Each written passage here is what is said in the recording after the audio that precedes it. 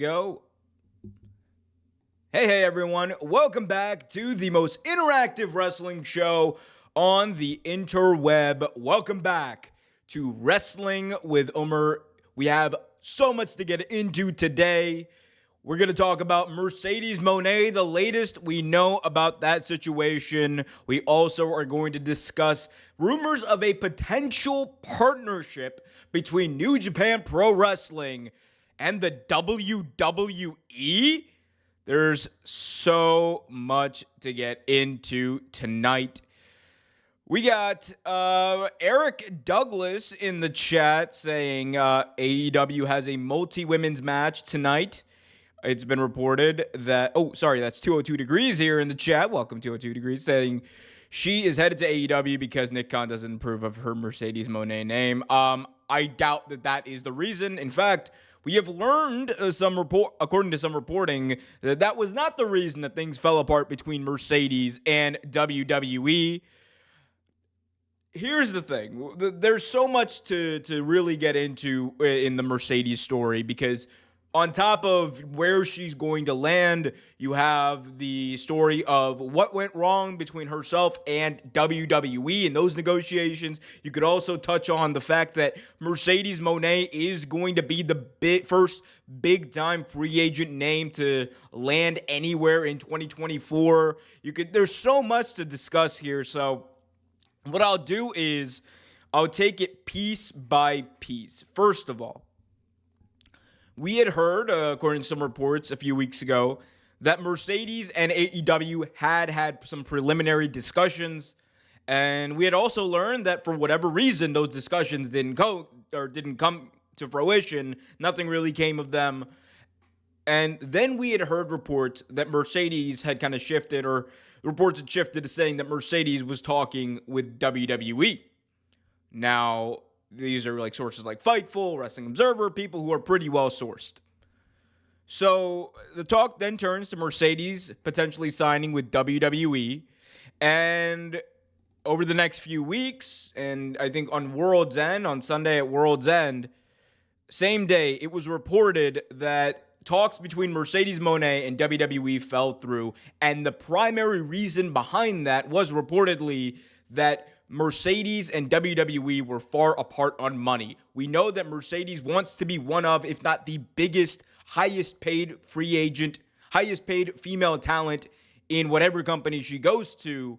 But we also know that apparently WWE just recently gave out this big contract to Charlotte. And for whatever reason, they did not feel like Mercedes Moné matched the value that she put on herself. Okay. So, we have that. And now the talk turns to AEW. And this would kind of give room to speculation that AEW likely offered Mercedes more money. And when you take into account that possibility, and you take into account that AEW, would also allow Mercedes to keep her own ring name, you have that reality that AEW would likely give her more flexibility for outside projects. You could see how that would be enticing to any talent, let alone someone as talented as Mercedes Moné. All right. Now, the reports indicate that AEW is the expected landing spot for Mercedes. Fightful have reported this. Wrestling Observer now pretty much says that they expect Mercedes to debut pretty soon. Same with Andrew Zarian of the Mat Men Pro Wrestling Podcast. All of these credible sources are saying that Mercedes Moné, sooner rather than later, will end up in All Elite Wrestling. They expect her to debut pretty soon. And if you ask me, I know that people are going to say that, AEW, they're signing another free agent. What are they going to do? The roster is already stacked. Here's the thing. When you sign Mercedes Moné, or when you have Mercedes Moné, who is a free agent, you are a stupid idiot, to quote Chris Jericho, if you don't pick that person up. If you don't pick up Mercedes Moné and she wants to come there, you can make the money work. It is a no-brainer. You bring her in. She is a bona fide star with a cult following that, honestly, I have not seen amongst a lot of other potential wrestling free agents. You have people who care about people like Ziggler, who care about people like Mustafa Ali, but that Mercedes fan base, that Sasha Banks fan base is different. They are loud, they are proud, and I'm telling you what, they will tune in, pay good money to see her wrestle, and that, at the end of the day, is what it's all about if you're All Elite Wrestling. So you had that aspect of it. And then, of course, right, we have to kind of talk about what AEW needs. Like, the reason why, and look, I've been skeptical of AEW signing a ton of free agents, particularly when we're talking about free agents that aren't former world champions or, in our view, or in my view, people who have the potential to be insane stars. Like, in my view, right, AEW has a lot of depth. They have a lot of great professional wrestlers. They have a lot of people who can go out there, have great matches. And that was good. That was really good for AEW to have in the beginning, because that's what you had to lean on as All Elite Wrestling. WWE was the land of stories and big giants. Your AEW, you have to stand out in the beginning. And that's what they did. They signed up a lot of talented professional wrestlers who knew how to go in the ring, who could have great matches.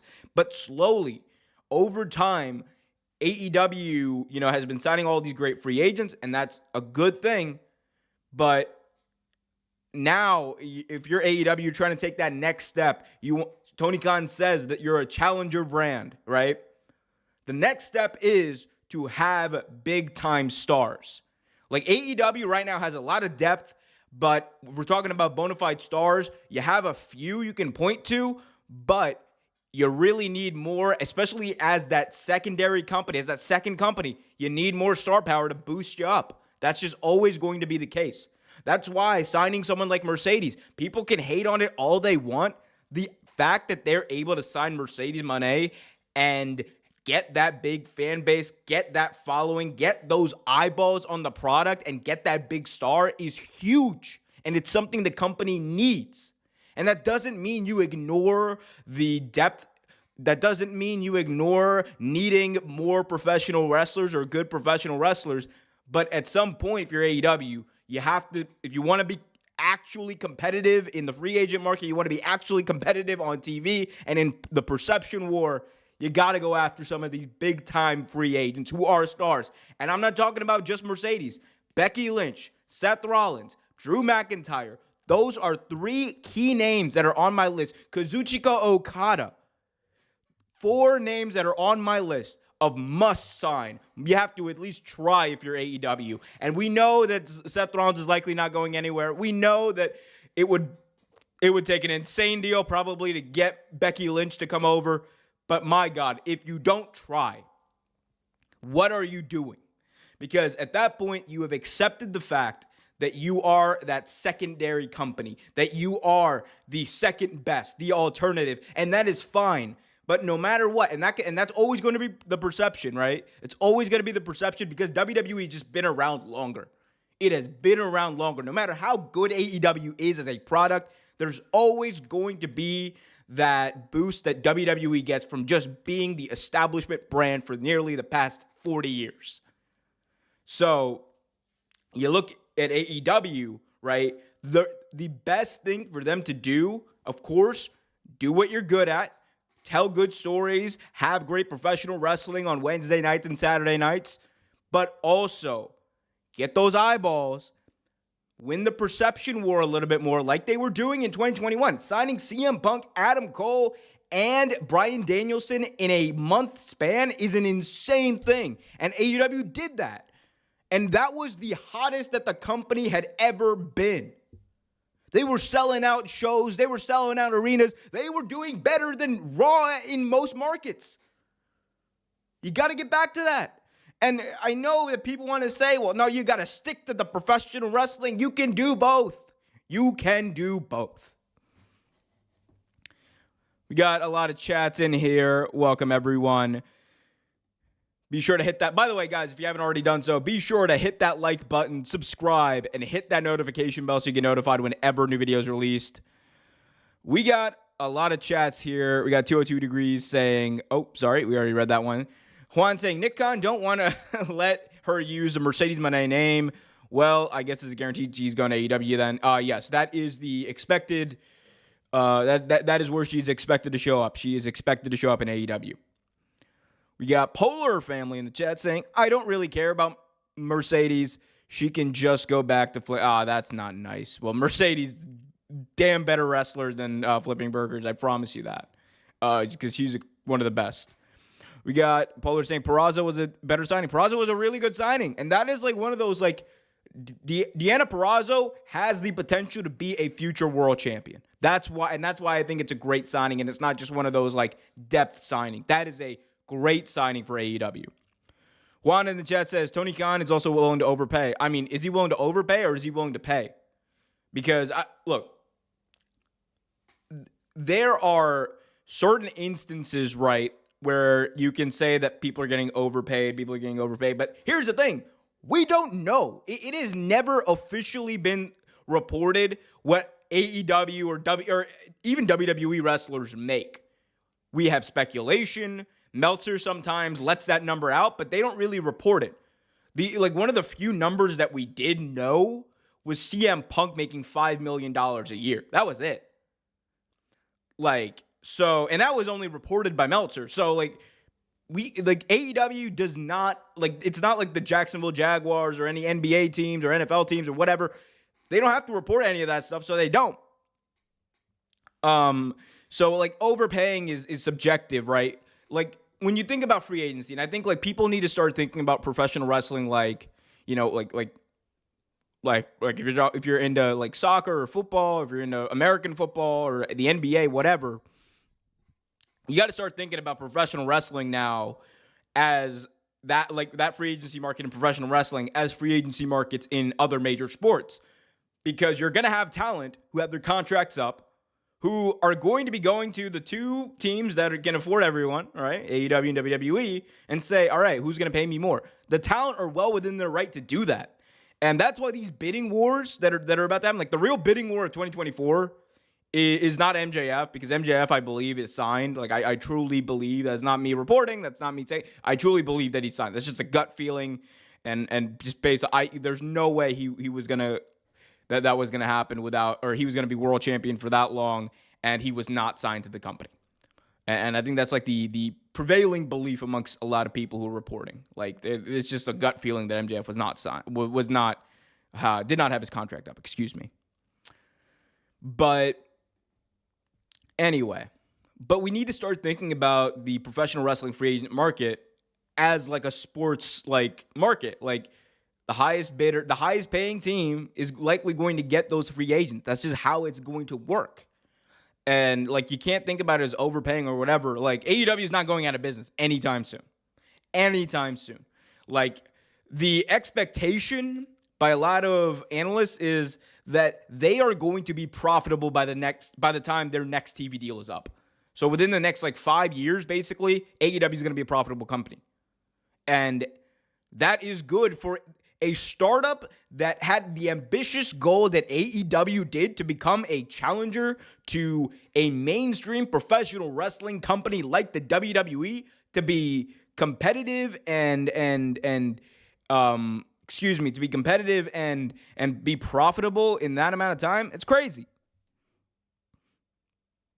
We got Fritos Cats giving a super chat. Thank you, Fritos Cat. Appreciate you saying Endeavor is going to be cheap on renewal contracts. So I've heard this a lot. So is Endeavor, Endeavor's already making cuts to the company. We know that. Endeavor's made a few cuts now to the company.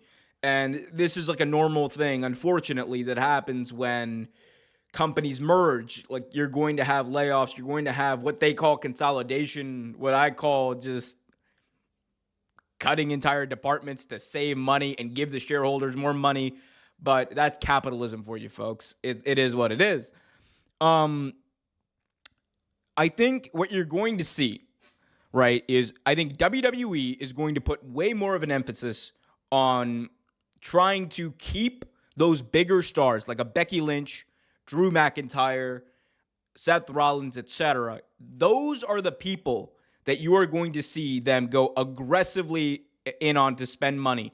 And I think what's going to happen is the money that they would have spent on people who are mid-card or below, people like Ricochet and maybe some NXT talent, they're going to be like, maybe we don't need to make as big an offer as we thought. And that money they would much rather use in trying to sign these other big free agents. I truly think that's kind of the going to be the thinking for Endeavor in the coming months. And it probably should be the thinking if you're trying to make that work, right? Because if you lose Seth Rollins, for example, or you lose a Becky Lynch or even a Drew McIntyre, main eventers of WrestleMania, that is a massive loss, And what it does is it's going to make people tune into the other show, which is what WWE really wants to avoid. Because WWE has always been in the mindset of what's good for WWE is that WWE is the only major professional wrestling company in North America. That is what they have always believed. It was the vision when Vince McMahon was there. It remains the vision with the people who are in charge now. And that, and in their eyes, if AEW gets a win, it's a bad thing.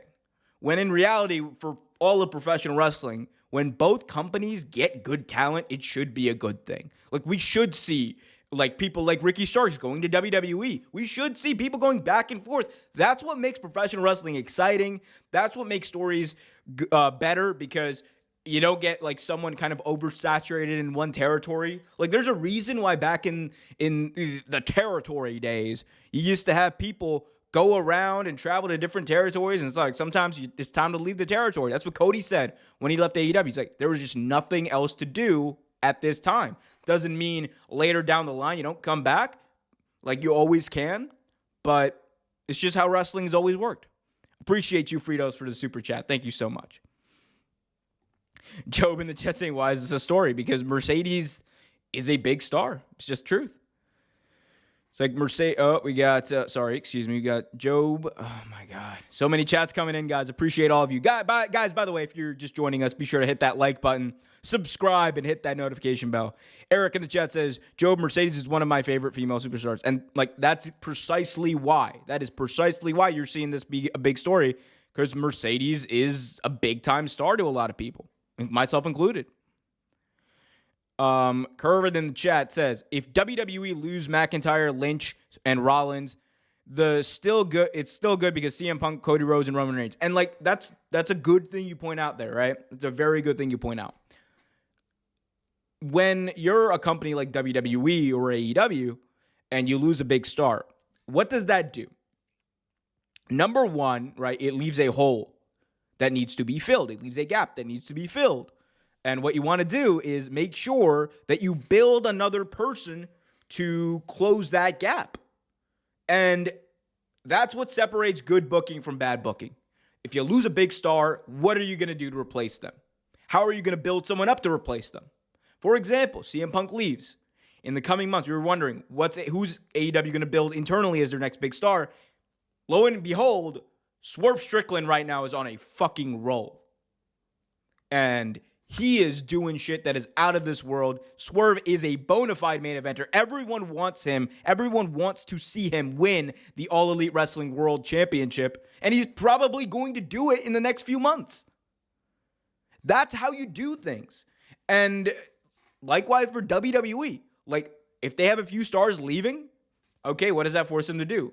Not only be more aggressive the next time free agency is this big, but on top of that, in the short term, build new stars. Tell more stories. Tell stories with people that we haven't heard from. That's what it's all about. Fritos in the chat says, money talks. If they get a huge bag, I won't be surprised if someone else will leave for AEW, for the AEW bag. It's true. That's just how free agency works anywhere. Mercedes is larger than life too. I always felt like she was larger than life of the four. Yeah, I mean, like, look, those, when you're talking about the four horsewomen, right? Those are literally four women who changed the entire trajectory of women's professional wrestling in the entire industry, right? There were people who were doing the work before them, like Gail Kim in Impact Wrestling and Awesome Kong as well. Of course, you also had Bull Nakano back in the 90s doing great work, right? But those 4 women, like the women's revolution was a real thing. I know it was something that Stephanie McMahon kind of co-opted and we had that weird segment or whatever, but the women's revolution was a real thing. And it really goes back to those days in NXT where the NXT Women's Championship was like a prize. People wanted to win that belt. People were excited about those matches. And those matches, those stories early on in the early days of NXT on WWE Network in 2014 largely centered around those 4 women: Becky, Bayley, Sasha Banks, and Charlotte. And if you ask me, I think they're all great. I think Becky Lynch, I've said it before, I'll say it again. Becky Lynch, man, is one of the biggest stars in professional wrestling history. When you talk about moving the needle, you can like her, you cannot like her. She moved the fucking needle. That's just what she did. Like ratings, houses, attendance, all that stuff. She's done it. Merchandise. She was the biggest star in that company in 2018, in 2019, until she went on maternity leave. And she's still one of the biggest stars in the company now. Eric in the chat asked, who do you believe is disposable of the 4 horsewomen? I don't think any of them are disposable. None of them. I know that's like one of those questions, like who do you bench, sit, or whatever. Like, I'm not sitting any of them. They're all they all bring something like to the table. And look, I'll be honest with you. I am not the biggest fan of Charlotte Flair, and that's okay because 1, she does have fans, and 2, I can recognize that she's good at what she does, right? Like, I don't need to be a fan of Charlotte Flair to recognize that Charlotte Flair is a great professional wrestler. Like, that is just fact. And do I like some of her matches? Absolutely. I think Charlotte versus Rhea was one of the best matches of the year last year. Does everything she does ring well with me or resonate with me? No. But that's the best part about professional wrestling. If you don't like something, don't watch it. And watch the stuff that you do like. Watch the talent that you do like. Pay more attention to talent that you do like. Find talent that you like. That's kind of what I've learned over the past years of watching wrestling. Like, it is so easy to hate stuff. Like, back in 2018, ain't nobody hating on, or back in 2018, 2019, outside of Becky Lynch, I was hating basically everything on WWE TV. Everything. Like, Brian and Becky. Those are 2 things that I was like really into. Outside of that, I was like, oh my God, this show is crap. Because it was crap. But it's okay. I've learned through that, and I'm like, okay, there's going to be stuff I don't like, and that's okay. Like Game of Thrones, right? I hated Bran. I hated everything to do with the 3-eyed raven. Did not get into that story. You know what I did? I fast forward. I was checking my phone whenever Bran was on my screen, But I stayed because King's Landing was interesting. I stayed because I loved the stuff they were doing with Daenerys on that show. And I stayed because Jon Snow is one of the most badass characters in television history. So you can like aspects of a show without liking everything on it. Like, I think it's a big misnomer to think that everyone should like everything on a wrestling show, because that is not only a bar that almost nobody can accomplish and achieve. It's just you're putting yourself at a disadvantage if you're doing that, because by trying to please everybody, you're going to end up turning more people away. That's just the way I view it. Like, not everything at the hottest time in WWE's history was great. Like, the Attitude Era, there was a lot of crap on that show. That does not, I'm not even going to say age well. Like, you take that out of it, right? There's a lot of crap on that show that back then was just like, what is this? This is not entertaining at all, right? So, but some people did find it entertaining. That's why I was on the show. So, like, it's give and take. That's what I believe. It's give and take. Guys, be sure to hit that like button, subscribe, and hit that notification bell so you get notified whenever a new video is released. Leave your questions, comments, whatever in the chat. If you want to guarantee your question is answered on the air, leave a super chat. Corbin brings up something saying, WWE Elimination Chamber starts at 6:30 a.m. That is nuts. That's crazy for sure. Yeah. I mean, this isn't the first time the WWE's had an early pay-per-view. I remember back in 2015, WWE did a pay-per-view called Beast in the East that started at something crazy like 5 a.m. that people woke up to. And it wasn't like a big card either. It was like a house show that they were doing in Japan. But the two big attractions were, one, Brock Lesnar versus the entire New Day, and number two, Kevin Owens versus Finn Balor for the NXT Championship, which was like on the mid card on the show, but stole the entire show because it was such an insane match, and it was Finn's crowning moment. Everyone was there. They brought out Japanese legends to help celebrate with Finn. It was a great moment, but on such a weird show at such a weird time. But so there is precedent for it. I'm not gonna say like it's never happened before, but I will say 6:30 a.m. East Coast time is definitely definitely like wild. Like I'm not gonna lie to y'all.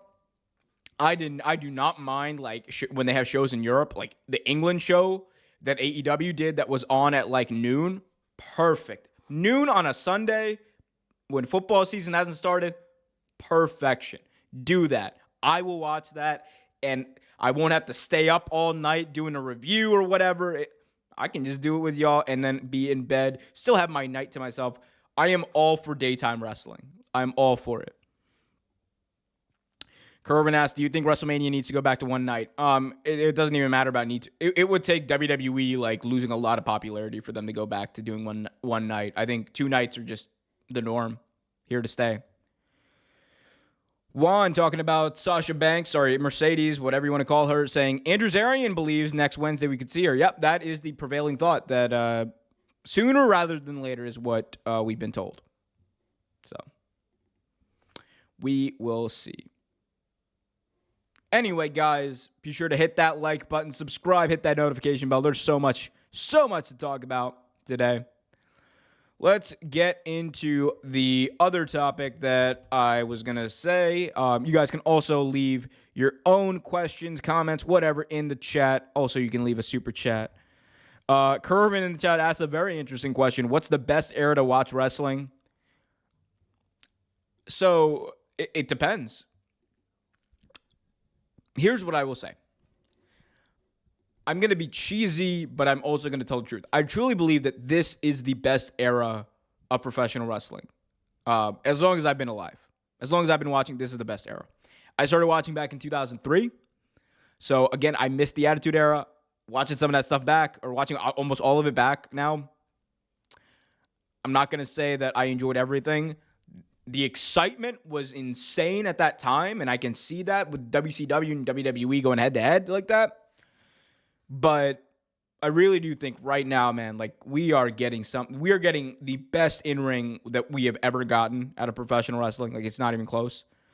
And some of the stories that have been told, the moments that have been made, and the way that these stories are told are just insane. Not everything's great, but I do think right now is like a great time to be a fan of professional wrestling. I think we are just entering like a new golden era of wrestling. Job in the chat asks, so many of these wrestlers that you mentioned have overrun their sales by date. I mean, some of them maybe, but I will say this, man. Drew McIntyre, like, is not past his sell by date. Seth Rollins is in his prime. Becky Lynch, I almost feel like they've had Becky Lynch on a bit of the back burner. Like, I mean, obviously she did some great stuff with the NXT Championship.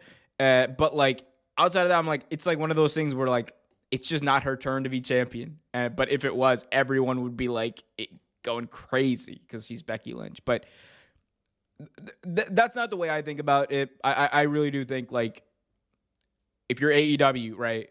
What are you missing? You have great professional wrestling. Everyone knows that. You have the ability to tell great stories. What is the one thing you're missing? You're missing stars.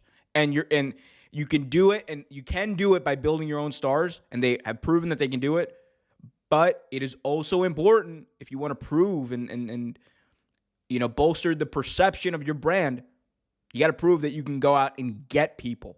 You got to prove that AEW is a place people want to be. That's how you get taken seriously in the mainstream.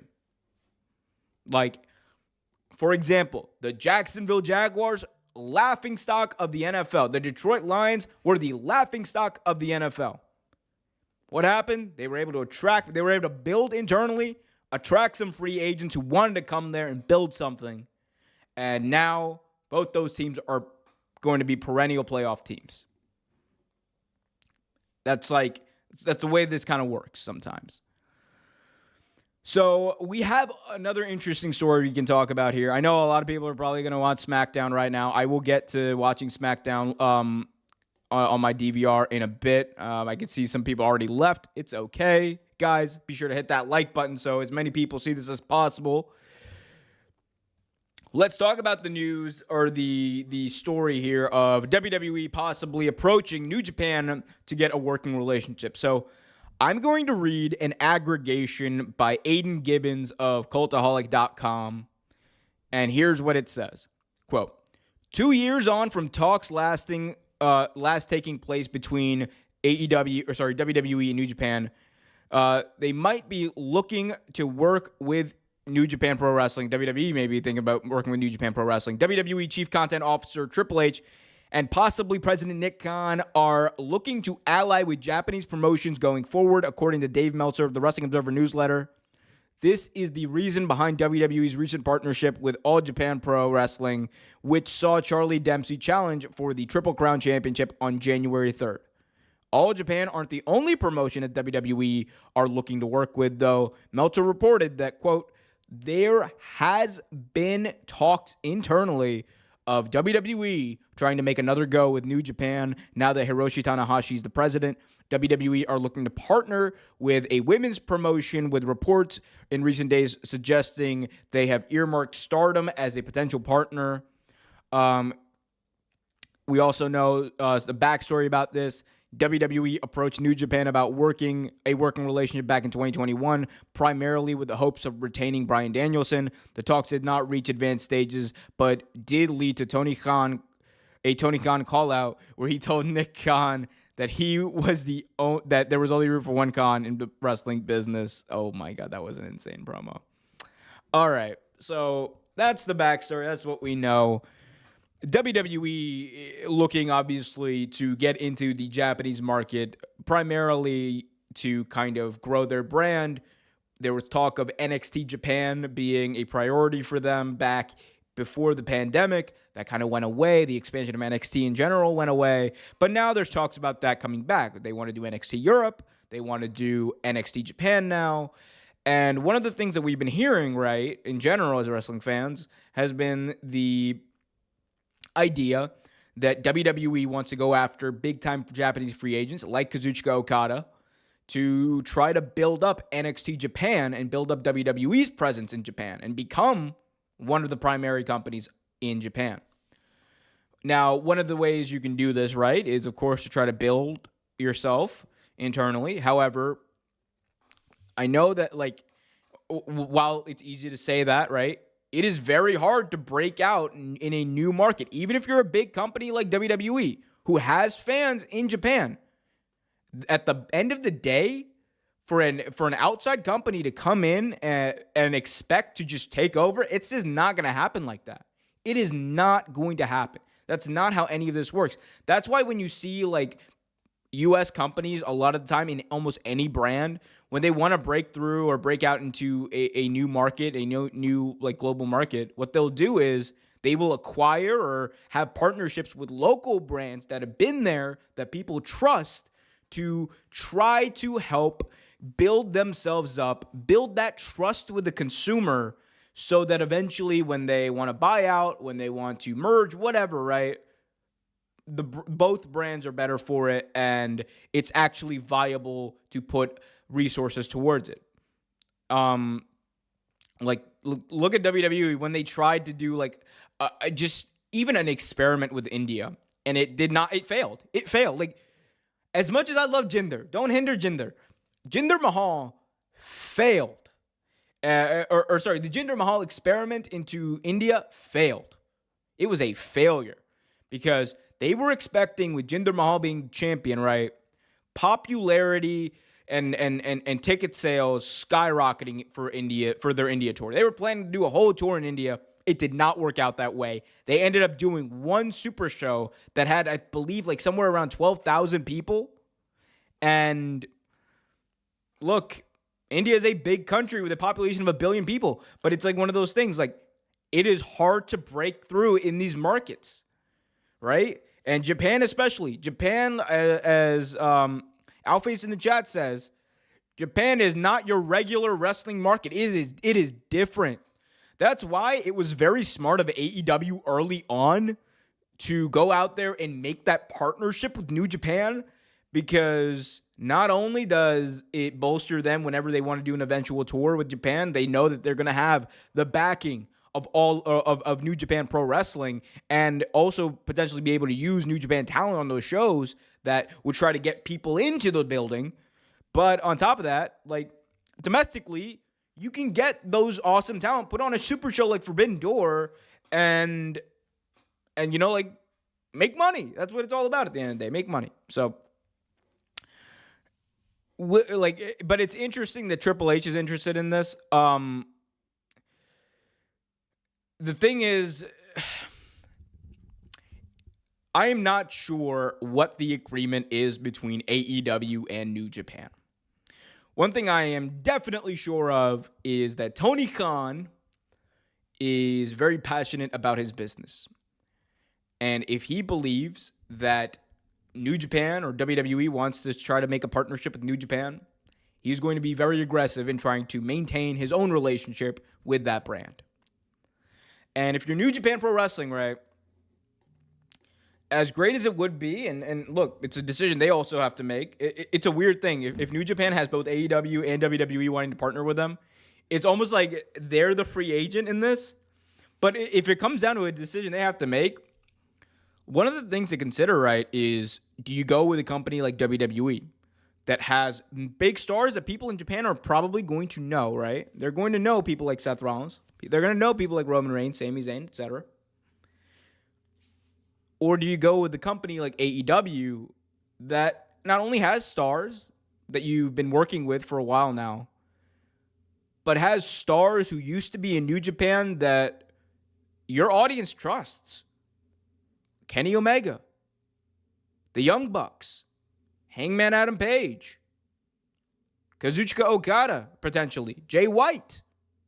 Hell, Will Ospreay in a few months.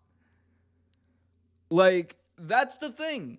There are going to be talent, or there's going to be a decision made about whether New Japan wants to potentially hurt their own standing, right? Because they're not going to be able, if they make a deal with WWE, they're not going to be able to bring in a trusted face like Will Ospreay. They're not going to be able to bring in a trusted face like Kenny Omega. They're not going to be able to bring in a trusted face like the Young Bucks or Hangman Page or whoever. Or Mercedes Moné. And in that case, you would have to trust the idea that Seth Rollins, Roman Reigns, Bayley, all these other people who are great talent, who have great exposure, who are very popular, you would have to trust that your audience would take them as a replacement to these other people. And I know it sounds like insane to think, right? But this is a very different market. We're all thinking about this from an American, North American standpoint. Like, of course, like these are WWE has bigger stars, of course, right? And it's true. But are they stars that the audience is used to seeing? Like live, used to paying to see live. Like, that is a real thing. Like, don't underestimate that. And the other thing that you really gotta get your head around, and I know it's hard to get your head around this, New Japan Pro Wrestling in recent years has not been doing good financially. The pandemic really did a number on the company. So when you factor that in, they're a company that, in my view, are less inclined to go and take that risk, because a partnership with WWE could be good, and depending on the financials, it could even be beneficial for the company. But I don't know, man. Like at some point, it's like, okay, you get this, but you can never have, or you can't have Will Ospreay on your TV or on your shows. And someone who will likely, I think Will Ospreay will still be wrestling Wrestle Kingdom for the next few years, even though he signed to AEW, right? But you won't have Will Ospreay for your big shows. You won't have access to Kota Ibushi. You won't have access to Konosuke Takeshita. You won't have access to Kenny Omega. You won't have access to Mercedes Moné. You won't have access to all these big stars that you used to have access to, that your rosters used to see. It's a pickle. It's quite the pickle. I'm just saying. We got Alface in the chat saying WWE will end up stabbing New Japan in the back. Wasn't that the reason they broke their previous business relationship? Yeah, that was a long time ago. I mean, yeah, like Vince McMahon was not exactly the best person to work with when you're talking about other promotions. That is true. WWE probably wouldn't allow for promos and matches with AEW talent to be involved. That would 100% be a thing. I 100% believe that would be a thing. Kervin says, I see a report that Daniel Garcia will likely replace Ricky Starks soon. Replace him where? I mean, I don't, like, he's not going to replace him as, like, the tag team champion. Oh, like, do you mean, like, as a star? I mean, I don't even think that's, like, a reported thing. Like, that's, like, something, like, I could see that happening. I think, and I think, like, that was part of the mission statement on Wednesday, right? Because you had a lot of people complaining about this past week's Dynamite. People saying that, oh my God, they didn't have any big stars on the show. And, it felt like lackluster. But I really think that Dynamite was a show that AEW had to do. Regardless if you didn't have your big stars on it, regardless if your viewership was down a bit, which it was, you had to do that show.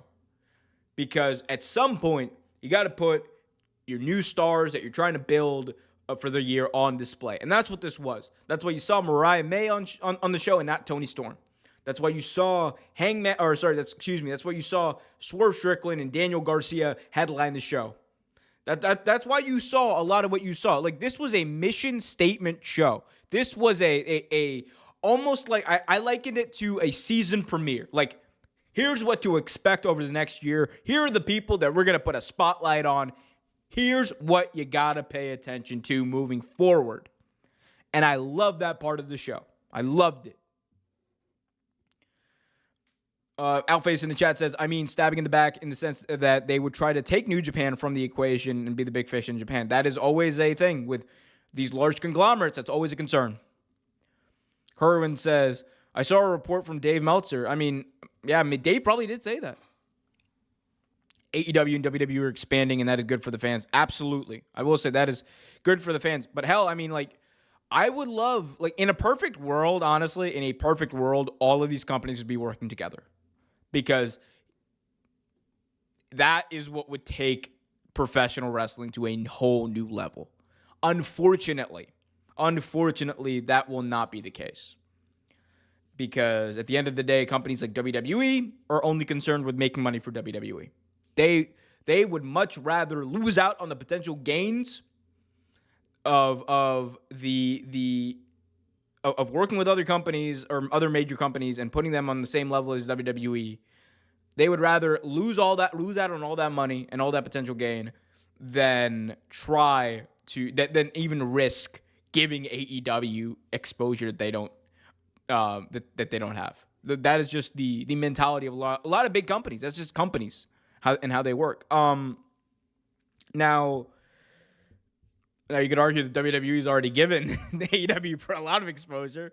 Remember that podcast that Chris Jericho did, the Broken Skull Sessions podcast that he did on Peacock? That is still one of the craziest things. That is we were living in a bizarre time when Chris Jericho was actively basically shooting an infomercial for AEW. On WWE's paid subscription service. That was crazy. We got Steve in the chat saying AEW and WWE egos are too big, hence no crossover. Yeah, I think a lot of it is ego too. Alface in the chat says AEW Europe, give it to me. That would be cool. We got DG in the chat saying, I disagree. I think WWE and AEW are going at it will improve both products and the fans will benefit. I agree with that. And I think you can be competitive, but like, here's the thing, right? You can still be competitive, but still work together. Like you can do that. But it's just not going to happen. But I do agree with the fact that the competition makes professional wrestling as a whole better. And what I think we all should want on fans, we should want WWE and AEW to be better. But I also want to get to a point, right, where we all, or enough of us, try to get TNA to be better. Like we want, like, in a perfect world, all these companies would operate in a very like similar, sphere of popularity and influence. Because that would mean that professional wrestling is like crazy popular. Like the more wrestling companies, the better. That's the way I view it. We got Craig in the chat saying AEW, yes, Mercedes Moné, soon free agents, best in AEW, all elite wrestling. I love all those. Those are like all the keywords I put in like when I put in my YouTube videos about AEW. It's like AEW, all elite wrestling. Like, those are all the tags I put in. Yeah, I would love that. Guys, be sure to hit that like button, subscribe, hit that notification bell so you get notified whenever a new video is released. We got so much already in the works. You guys can go over to youtube.com/WrestleVibes as WrestleVibes on YouTube. New channel that I just launched where I'm going to be doing some more produced long-form content. Also got youtube.com/@OTGraps where my boy Trevor from the Tuesday show is going to be posting some content. Going to have clips from the show as well. That's getting up and started. A lot of stuff happening in the Real Take family. Job in the chat saying, my prediction is Elon Musk buys WWE, Richard Branson buys AEW. I would hate that. I would hate that. We don't need any more billionaires buying wrestling companies. We don't need that. Oh my God.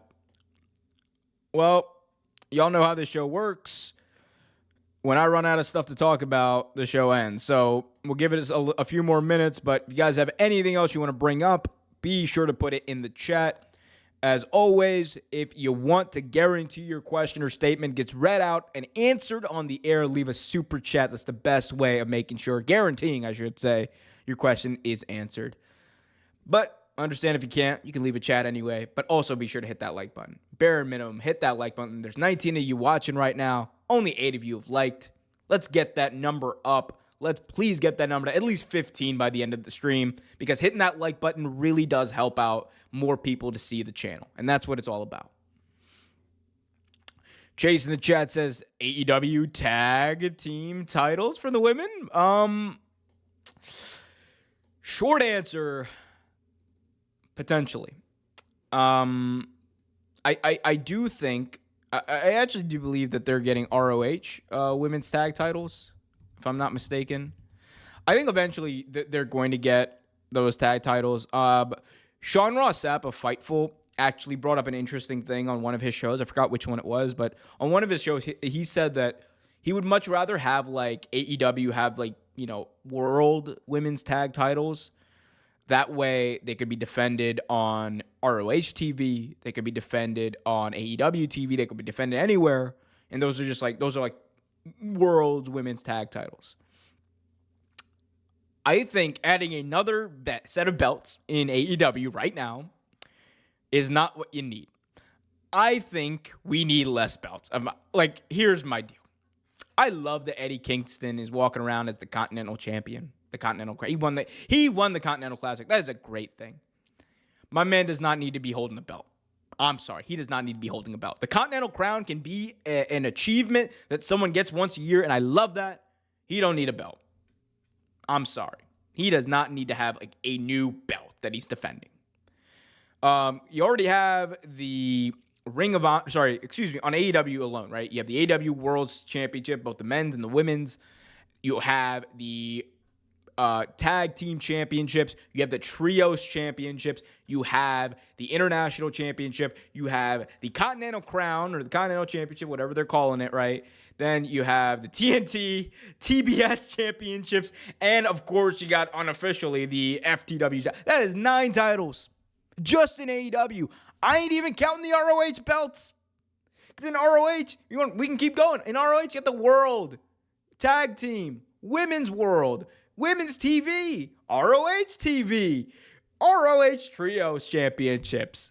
Look at that, the 15 belts that have a presence on AEW television.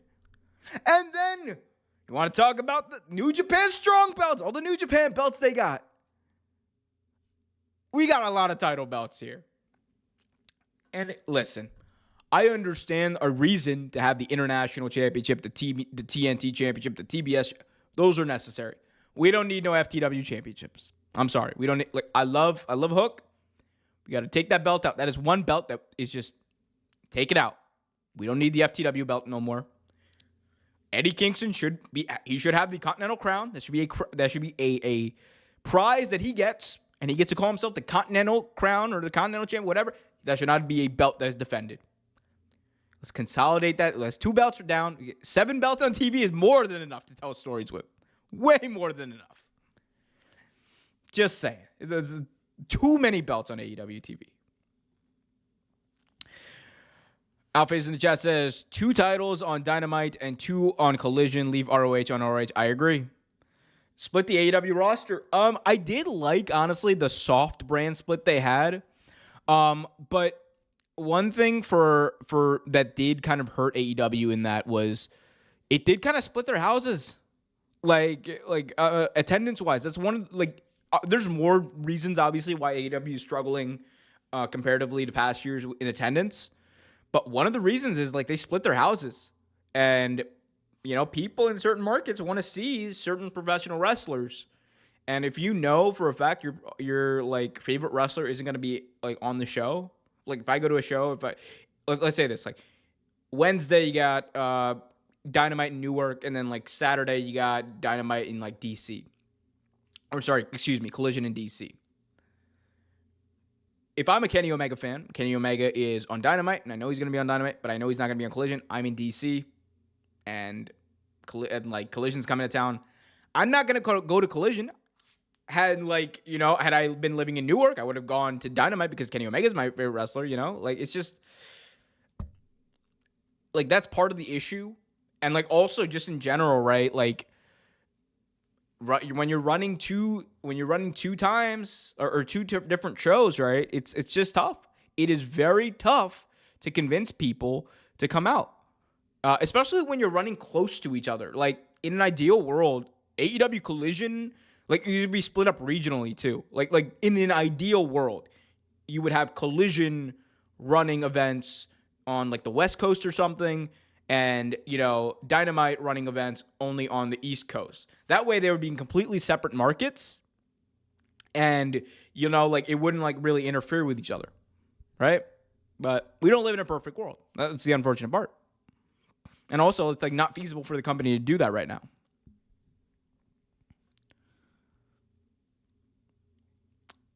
You got Faz in the chat saying AEW. Guys, be sure to hit that like button. We got how many likes? 11 likes. So y'all are starting to do that. 11 likes. We got 18 people watching. Guys, please hit that like button. Job says Dynamite was a great show this week. I believe it was. It was honestly this was an A tier Dynamite. The past few Dynamites have been A tier. Those have been great shows. Curvin says, I wish WWE and AEW do a trade like the NBA. I was going to trade Roman Reigns, 2nd round pick for MJF. Man, could you imagine what Tony Khan would ask? Realistically, could you imagine? He'd be like, "Oh, you want MJF? Oh, bet. All right, we want to talk turkey." If I'm saying you have to offer a trade, right? And I'm Tony Khan, I'd be like, "All right, you want MJF WWE? That's fine. Here's what you're gonna give me. I want Becky Lynch. I want Seth Rollins. I won't ask for Roman Reigns because you're not going to give me Roman. That's fine. Becky Lynch, Seth Rollins. On top of that, you thought we were just getting the heavy hitters. No. We need to build for the future too. We need future primetime main event talent. Becky Lynch, Seth Rollins, Tiffany Stratton, Carmelo Hayes. Here's an MJF. Take it. That's Maxwell Jacob Friedman, you are WWE. Go be with Cody. Do your thing. We'll take Becky. We'll take Rollins. We'll take Mello. And we'll take Tiffany Stratton. That would be a wild-ass trade. It ain't never going to happen. WWE would never agree to it. But, like, if I'm Tony Khan, that's what I would ask for. It's a 4-way contenders match for the Continental title. Yeah. PG Max would suck. I don't think so, man. Because we've been seeing PG Max for the past few months. Like, he hasn't been doing the low-hanging fruit stuff. He's been telling great stories without that. Nah, give me Kevin Owens. Look, you want to take Rollins out and put Kevin Owens in? Yeah, sure. But I'm still asking for Becky. I'm asking for Owens. I'm asking for Mello. And I'm asking for Tiffany Stratton. Bolster up that roster. We're going AEW, then, now, forever. Hell, throw in a legend. Give me Mick Foley, too. Hell would freeze over with Becky Lynch and Seth Rollins. I think it's unlikely, right? However, I really do believe, I think, man, anything is possible. Like, what we're hearing now and what we're thinking now could change dramatically 2, 3, 4 months from now. Like, I hate to bring this up. Bring up the Cody thing. I'll bring up the Cody thing again. Nobody in their right mind 6 months before Cody Rhodes showed up in WWE believed that Cody Rhodes would ever return to WWE. Nobody. Even Cody was still out there. He was doing a reality show. He was on top of he had a show on TBS. Yet he showed up. Like, guys, I'm telling you, I'm wearing Sting's shirt right now, right? His farewell shirt that I got at World's End. To quote the icon, the only thing that's for sure is that nothing's for sure. And that is something you can 100% say about professional wrestling right now. We don't know what's going to happen. We don't know what these people are really thinking. Of course, Seth Rollins and Becky Lynch and company are going to be like, I love WWE. I want to be here forever because they work for the company. And they are trying to make sure that they get a good contract offer from the company. And part of that is doing your job and, like, saying good things about the company. But if you ask me, right,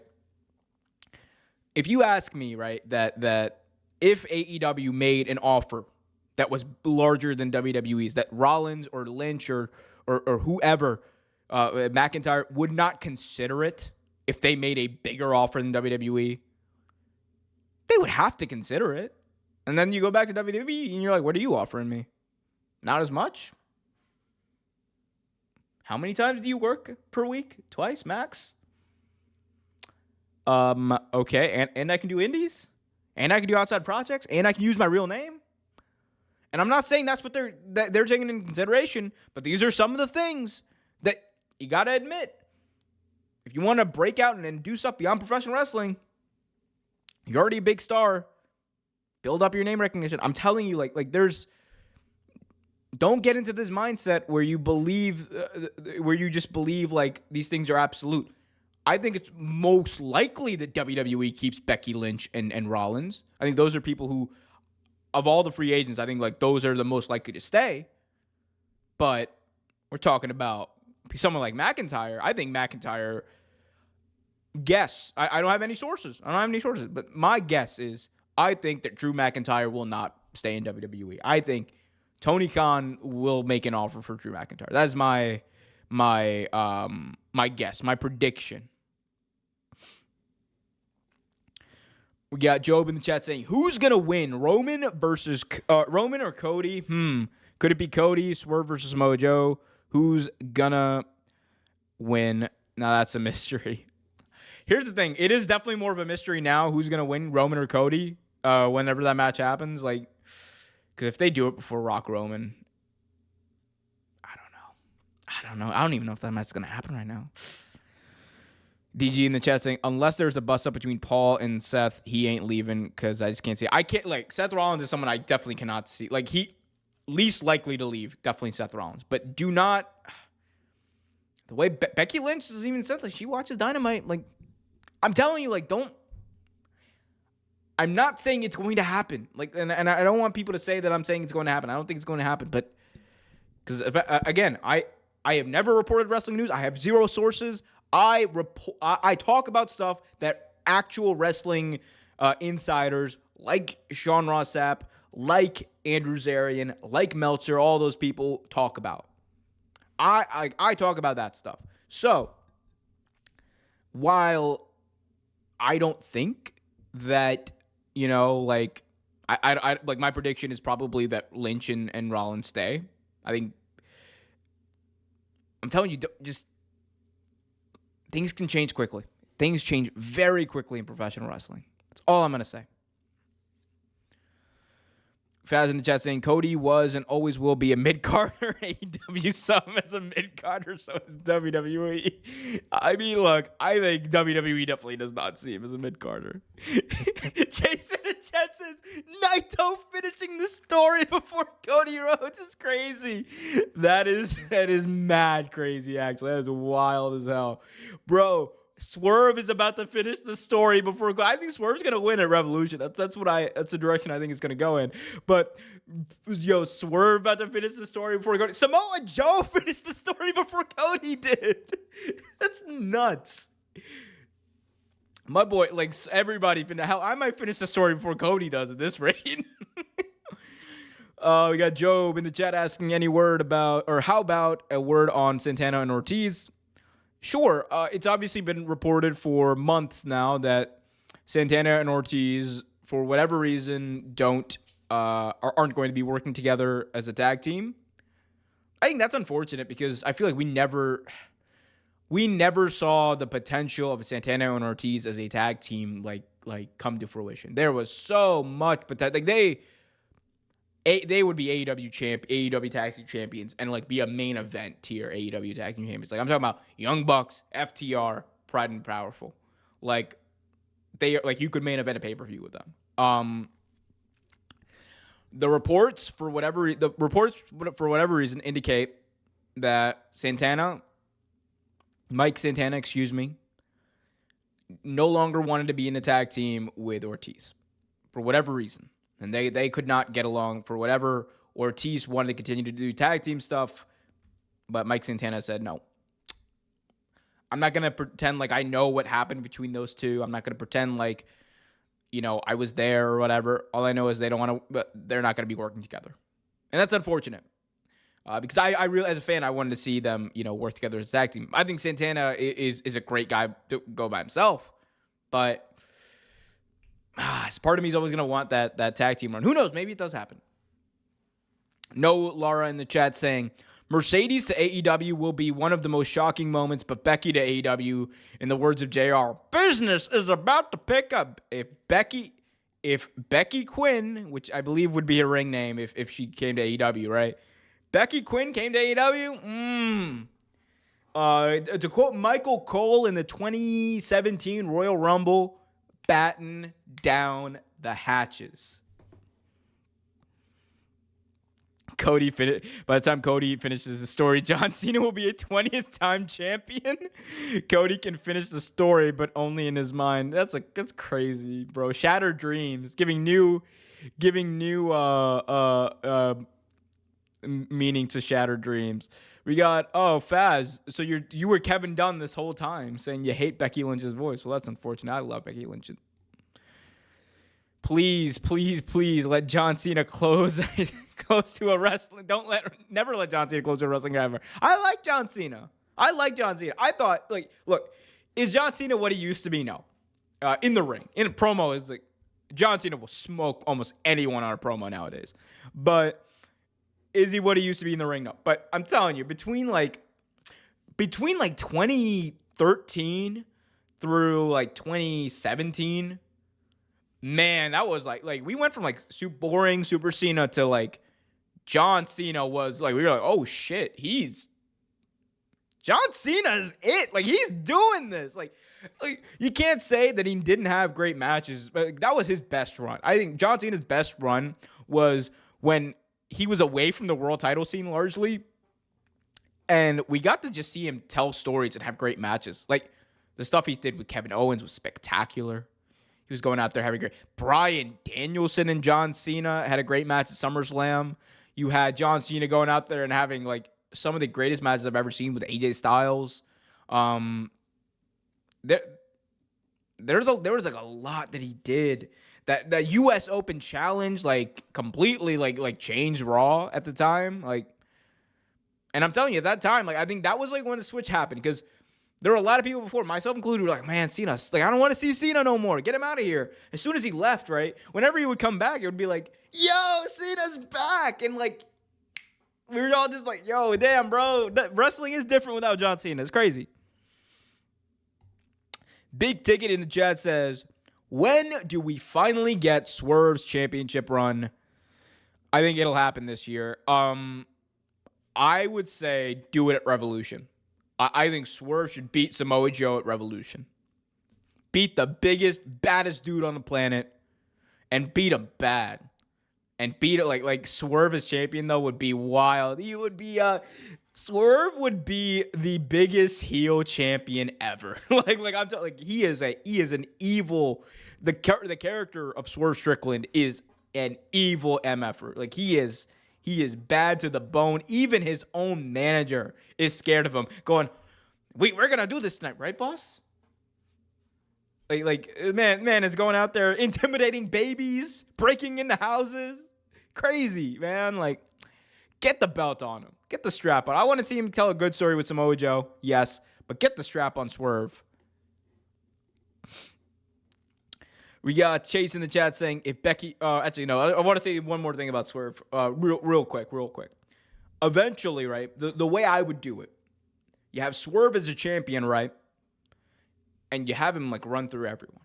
Have him beat Hangman again, because like eventually Hangman I think is gonna get the belt, right? Or actually no, sorry. Now that I think about it, there's two ways you get the belt off of Swerve in the long run. Number one, you do Swerve Hangman one more time, and Hangman. The story going in is Hangman can't beat Swerve. He just cannot beat Swerve. And the other thing he can't do is get that AEW championship back. An AEW championship that he did not have a rematch for. Just saying. You could have Hangman be the guy to do it and finish his story for Cody probably. Or here's the interesting thing. Swerve as a champion for a very long time. He goes into the summer. The summer of Swerve, he's going to call it. And he's like, there's nobody here who's on my level. There's nobody here who deserves the right to face me in London for this championship. But that's when you have Bruv come out, Swerve Strickland, Will Ospreay being the big badass babyface going into that big match at Wembley. Swerve being the biggest heel on the planet. Tell me that wouldn't be heat in Wembley. I'm just saying. And look, you're AEW. You're not going to do 80,000 tickets again. Like that's probably not going to happen. But man, you could get pretty damn close.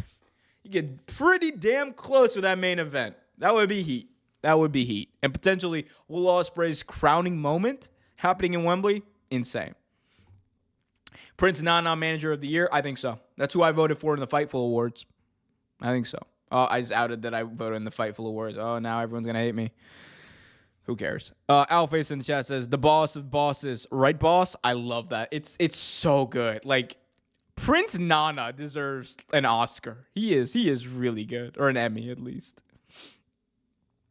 John Cena and Cody are the Mexican soap opera characters. I can't say Mexican soap opera characters. It's like over dramatic. Is that what you're getting at? Cody had his chance, but now WWE screwed him over. Now other wrestlers are going to get hot. I mean, look, the other thing is like you got CM Punk waiting in the wings. I don't know what you're gonna do with Punishment Martinez, old Damian Priest. I don't know what you're gonna do with him with the Money in the Bank. I will say this much: one person I know will be a future world champion is 100% Grayson Waller. Grayson Waller will be a future world champion. Mark my words. Alface in the chat says, or do a triple threat. Joe, Hangman, Swerve. Ooh. So what you're saying is at Revolution, do Joe, Hangman, Swerve, and then have like Swerve beat Hangman?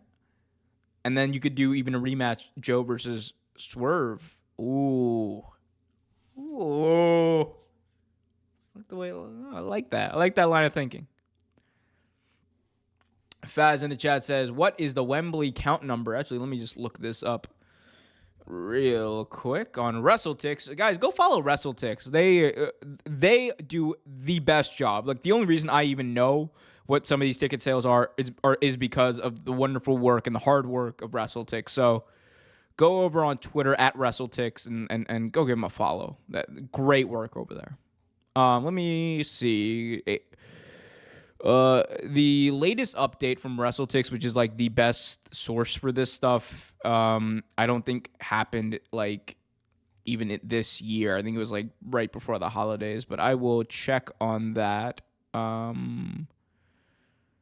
I can tell you the last I read, or the last I remember, it was like at 38,000. And again, you got to remember this is without a match being announced. Okay, here we go.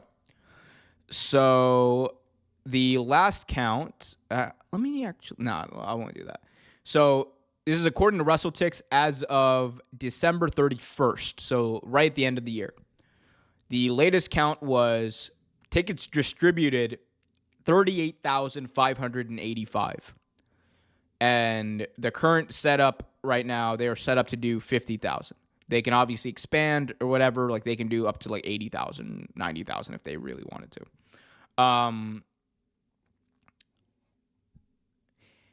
I always thought this. For the original All In, when they first announced it, I said, if they get 50,000 people to show up for a wrestling show, that is an insane thing. That is a success, a raging success. The fact that they sold the most tickets in professional wrestling history is crazy. Like, I know the attendance figure for who was actually in the building was, disputed. One thing that's not disputed, the most tickets sold for a professional wrestling event was All In Wembley. That is just truth. Now, when you think about like projecting in the future, actually, WrestleTix did like a very baseline projection of what could happen. Like right now they're averaging about 74 tickets sold per date. That's according to the last 10 days prior to this coming out. At that rate, they would hit somewhere between 55,000 and 60,000 ticket sales. I think that would ramp up quite a bit. I think they can get to 65. And anywhere between that 55 to 65,000 is a raging success. Even 50,000 is a raging success. You would think if they announce a big match with Will Ospreay, especially if it's for the world title, I think they'll hit 60 for sure. If they hit 70, that's just insane. Halfway there, boss, on Wembley tickets. Yeah. No Lara in the chat saying, calling it right now, Gunther versus Brock at Mania 40, Ring General versus Beast. That is, look, as someone who wants to go to WrestleMania, that's the match I want. That's the match I wanted last year at Mania that I didn't get. I really want to see Gunther versus Brock. Should have happened last year. DG in the chat says, I think Damian Priest's cash-in fails. I just don't see him as the World Championship type yet. I think he should be the one to take the belt off for Rollins. I think he should be the one to take the belt off for Rollins. So Swerve finishing the story for Cody. Y'all are wild for this. My man Cody. By the way, hey, I mean, like, while we're at it, while y'all are talking about finishing the story and all that, I might as well plug my latest video over on my new channel, youtube.com/WrestleVibes. It's about Cody and finishing the story, actually. And it's like one of those produced videos. I'm just going to pop it in the chat. Be sure to click on that and wait, can you actually click on that? Wait, can you guys not actually click on that? That'd be crazy. Hopefully you can click on that. If not, go over to youtube.com/@WrestleVibes and check out that video. It's all about Cody finishing the story and what The Rock and his return means to all of this. So just in case. I know some of y'all are interested in that type of stuff. Chase in the chat says, Ospreay winning the title at All In against a heel would be insane. It would sell tickets. That's for damn sure. I want to go. I want to go. I want to go to Wembley anyway, but man, that would definitely get my ass in the seat. Yeah. Absolutely. Guys, by the way, if you haven't already done so, please hit that like button. My goal for this stream was to get to 15 likes. We are at 13. There's 14 of you watching. There's definitely some of you who I know for damn sure have not seen that video or not hit that like button. Nah. We've been streaming for an hour and 15. I've been talking for an hour and 15 straight. Thank you. It be like that. But please hit that like button, guys. I really, really, really appreciate you. Christian Cage versus Luchasaurus, is it all in? No, man. Have the Hardys. No, have Hardys versus Edge and Christian. By then we gotta have Edge and Christian back together. Give me Adam Copeland and Christian Cage versus Matt and Jeff Hardy. Faz in the chat says, Real Take Wrestling will finish his story of hitting 1 million subscribers before he... Nah, damn, bro. If that actually happens, that is a damn shame. A damn shame. Let's hope that doesn't happen. That would be big sad for Cody if I finish my story before that. If I get them, but I appreciate that. I appreciate how much you believe in my success.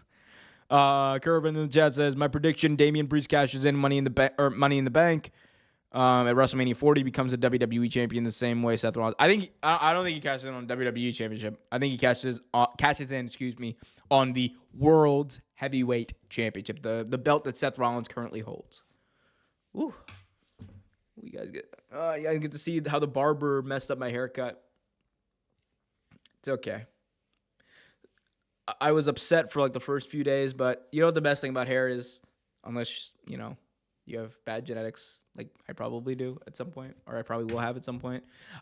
It grows back. It grows back. Hopefully mine still grows back. Okay, now I'm obsessed with my hair. This is why we put the hat on in the first place. All right. We've been doing this for like an hour and 17. I'm definitely going to cap it at 1 hour, 30 minutes. So maximum, we got like 13 minutes left here. I do appreciate all of you guys for like sticking around for this stream for as long as y'all have. It's been so much fun. It's been a great stream. Adam Copeland and Christian as heels against the Hardys. Heel turn EO. In your opinion, I would say heel turn EO. Scott, she's already done that. Heel turn for Adam Copeland.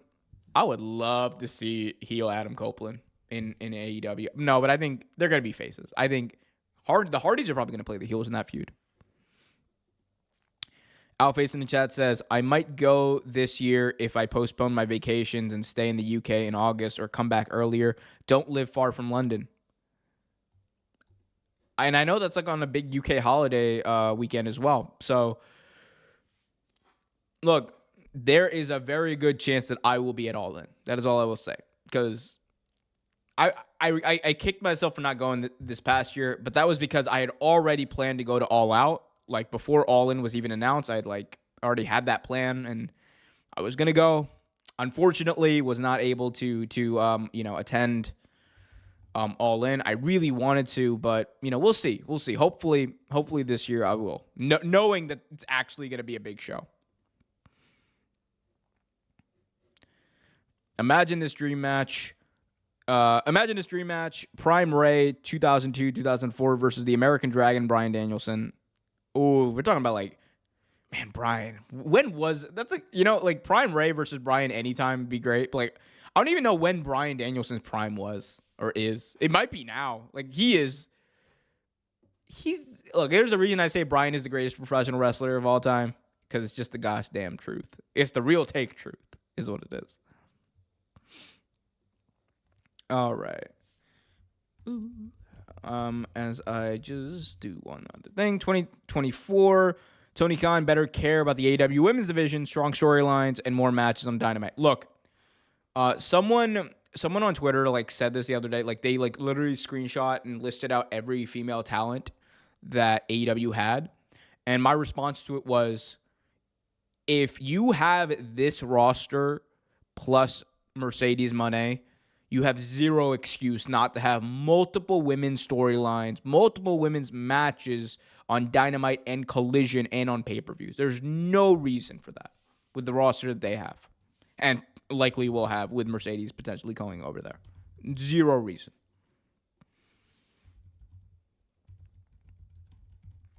We got Kirkle in the chat saying, I'm awake, might watch Rampage. It always helps me fall asleep. Hey, man, do what you gotta do. Do what you gotta. Find your zen. If your zen is Rampage, do your thing, King. I'm here for it. As I just fill out my form to hopefully get approved for media passes for Revolution. I doubt I will. It's gonna be a massive show. Everyone's gonna want to go to Sting's last match, but let's see. Hopefully, I get it. I'm literally doing this on the air because like right after this, I have to go. I have to go eat because I haven't eaten today. That's the thing. Who howdy dowdy do. Yowie wowie, kids. R.I.P. Bray Wyatt. Great guy. Guys, we got about 10 minutes left in the show. We got 10 more minutes. We got, who would you say is Mr. Tokyo done, in your opinion, the Ace Tanahashi or the Rainmaker? Mr. Tokyo Dome. I was like, Mr. Tokyo? Is that like a... Did I miss something when I watched New Japan Wrestle Kingdom? I was like, who's Mr. Tokyo? Who's Mr. Tokyo Dome? Of those two, Tanahashi did so much. Oh, man. Like, it's a difficult question because Hiroshi Tanahashi did so much for New Japan that, like, you know, it paved the way for Okada to really take it to the next level. At the same time, Okada had the biggest matches. I will say Hiroshi Tanahashi. Strictly because, like the distinction, I should say, is that Hiroshi Tanahashi, like, paved the way. And there is no... Okada is not as big in the Tokyo Dome as he is without Hiroshi Tanahashi. So, let's go with Tanahashi. All right. Let's hope that my media credentials get approved. Guys, be sure to hit that like button, subscribe, hit that notification bell so you get notified whenever a new video is released. For me, AEW Collision on Saturday is a terrible idea. Yeah, I mean, but that's the day that... Here's the thing. If you're AEW, you are limited, severely limited, I should say, in what days you can actually run these shows. Because you already have Wednesday, a show you're doing. Monday night and Thursday night and Sunday night are out. And Monday night, Thursday night, and Sunday night are out because Tony Khan refuses to go up against the NFL.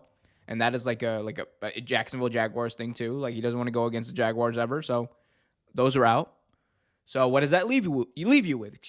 Tuesday, Thursday, Friday, and Saturday. Okay? 4 days out of the week. That's what it leaves you with. Now, here's the other thing you got to factor in. Right now, TNT has a contract for the NBA. So Tuesdays and Thursdays, they're going to be running the NBA on TNT. They also have like baseball coverage during baseball season. Like, it's just not feasible for Dynamite to be on and be preempted. So Tuesdays, Thursdays out. You got Saturday and Friday. SmackDown is on Friday on prime time. Do you want to do a show that goes head-to-head on SmackDown? We've proven that it doesn't do well. Doing 500,000 or whatever on Saturday night, that is something that Warner Brothers seems to be perfectly happy with. It's something that AEW seems to be perfectly happy with. And, you know, it's still like a top show on Saturday night. Is Saturday night a bad night for television in general? Yes, but it is what it is. AEW didn't book well women's division due to low TV numbers before. Now it's up and no Cook. I hope so. I mean, I don't think people... Here's my other thing, though. Like, and it goes back to this Dynamite, right? Because a lot of people were like, man, this Dynamite wasn't... Like, it didn't have big stars on it. When you don't have people on TV... and you don't take the time to cultivate that, and even like if the ratings aren't as high, you can't expect, like, you're foolish if you believe you can just have someone go out there, you know, who hasn't had a high level of exposure on TV, and they're just going to draw ratings. No matter how talented they are. You have to take the time to build them up. You have to give them time. Give them time to succeed. Give them time to fail. Give them time to get better. We need more of that with the women's division in AEW. We need more of that. And it's not even get better. Give them time on TV so that the audience can resonate with them. So I think this person is cool.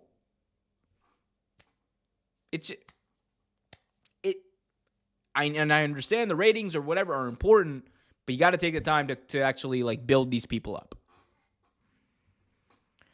For us here in the UK, it's quite nice. Dynamite starts at 1 in the morning, so I don't mind Collision on Saturday.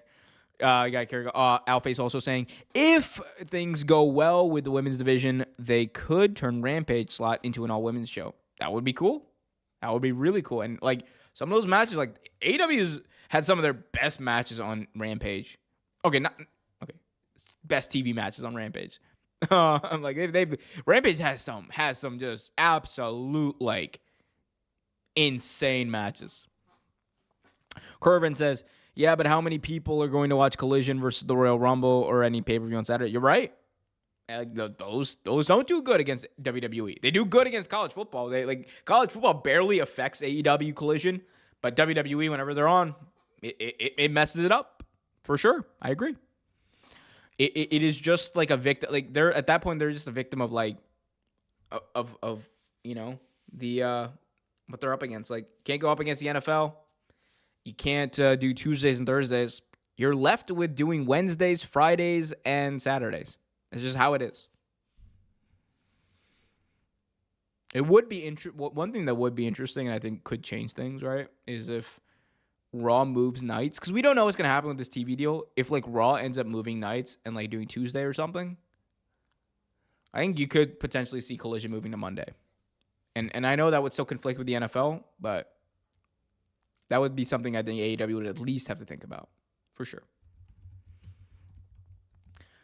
Alrighty. Guys, last few chats here, and then I'm going to go out just a few more minutes here, like literally a few more minutes. So get your last chats in, your last comments in. Did we get to 15 likes? Hell, yeah, No, we didn't. We're at 14. Mine says 14. Get the 15 likes so I can leave, guys. Come on. I know damn well there's one of you out there. One of you have not hit that like button. One of you SOBs needs to do me a big favor so that I can go and eat my dinner happy and hit that like button. Please. Someone go make an account and hit that like button. I don't care what you got to do. Just hit that like button. Get me to 15 so I can log off and go eat my dinner. Please. Kervin says, best segment for AEW Rampage was Britt Baker, Ruby Soho promo. That was one of the best promos. Someone just unliked this video. Boo you, whoever you are. Oh, someone liked it again. I love you, whoever you are. Yeah, that was a great segment. Ruby, I still think, and that's so rare that you see, women's in-ring segment on AEW now. It's just so rare, but that is one of the best segments they had ever. It still holds up. It was a great promo. Give me more of that, please.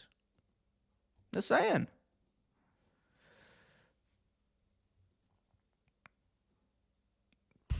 Alrighty.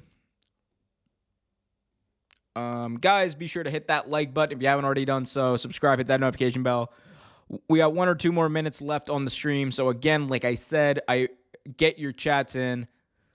I've had a ball on this stream. I've had an absolute fun time on this stream. And I appreciate all of you who've tuned in. This has been one of the best live Wrestling with Omers ever. So really appreciate all of you for tuning in and being so engaging with your questions. This has been a lot of fun. We talked about Mercedes. We've spoken about New Japan and WWE. We somehow got into a absolute roasting session on Cody Rhodes not finishing his story, and I managed to fit in a whole bunch of booking in an hour and a half. So this was fun. So to everyone who tuned in, first of all, Chase, Kervin, Owlface, No Lara, every single one of you, Fuzz. I'm just going to go through everyone. A big ticket tuned in. Job was here ever since the beginning. Big shout out to you, Job.